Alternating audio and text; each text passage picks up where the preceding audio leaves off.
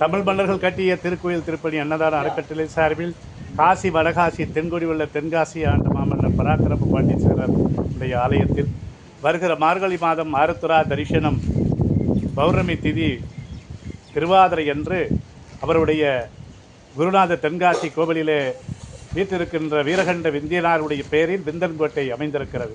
இந்த விந்தன் கோட்டையில் அவர் ஜீவ சமாதியான நாளிலிருந்து அவருடைய குருநாதர் முன்னிலையிலும் காசிமா நகரத்திலிருந்து சித்தர் பெருமக்கள் வருகை இருந்து அவரை ஜீவ சமாதியாக இங்கே அமர்ந்து உலக மக்களுக்கு பேராற்றல் மிக்க பல அற்புதங்களை அதிசயங்களை கொடுத்து கொண்டிருக்கிறார்.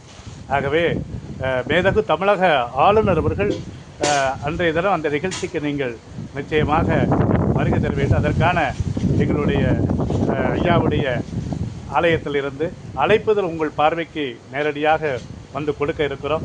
மேலும் உங்கள் துறை சார்ந்த அனைத்து அதிகாரிகள் மட்டத்திற்கும் அழைப்பதனை கொடுத்து உங்கள் பார்வைக்கு எடுத்து செல்ல இருக்கிறோம்.